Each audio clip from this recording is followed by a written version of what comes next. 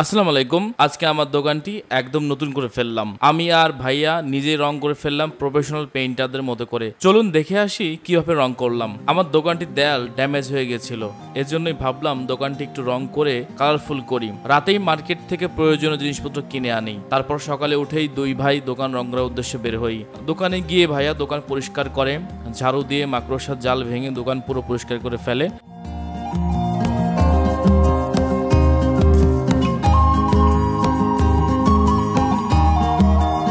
তারপর দেয়ালের ছিদ্র ফাটা যেগুলো ঠিকঠাক করার জন্য পুটিং মাখিয়ে নেওয়া হচ্ছে। পুটিং রেডি করার পর দেয়ালে যেখানে যেখানে ছিদ্র ফাটা আছে সেখানে ভালো করে পুটিং দিয়ে দেওয়া হচ্ছে।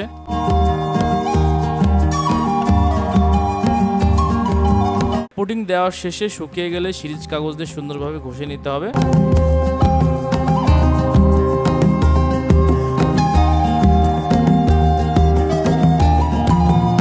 সিরিজ দিয়ে সুন্দর করে ঘষা শেষে ভাইয়া দেয়ালে যে রংটা করবে সেটা ভালো করে মিক্সড করছেন। দেয়ালের রঙের জন্য আমি বাছাই করেছি একটি গাঢ় মিষ্টি কালার এবং আরেকটি হালকা মিষ্টি কালার।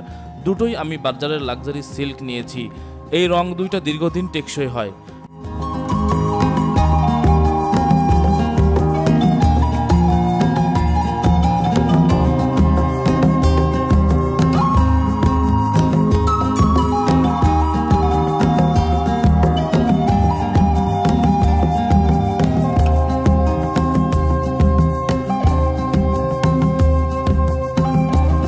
ভাইয়া খুব সূক্ষ্মভাবে দেয়ালে রুলার টানছেন, কারণ দেয়ালটি অনেক ড্যামেজ। গাঢ় মিষ্টি কালারটা দেয়ালে অনেক সুন্দর লাগছে। দেয়ালে সম্পূর্ণ রুলার টানা শেষে ছোট্ট ব্রাশ দিয়ে দেয়ালের কোনাগুলোতে রং টেনে নিতে হয়, কারণ রুলার দেয়ালের কোনাতে পৌঁছায় না। সম্পূর্ণ রং শেষে আমার দোকানটি দেখতে খুব সুন্দর লাগছে, একদম নতুনের মতো হয়ে গেছে। আপনি নিজে চাইলে আপনার ঘর দোকান নিজেই রং করে ফেলতে পারবেন মনের মতো করে। অসংখ্য ধন্যবাদ আমার ভাইয়াকে, ভাইয়ার সুন্দর হেল্পের জন্য।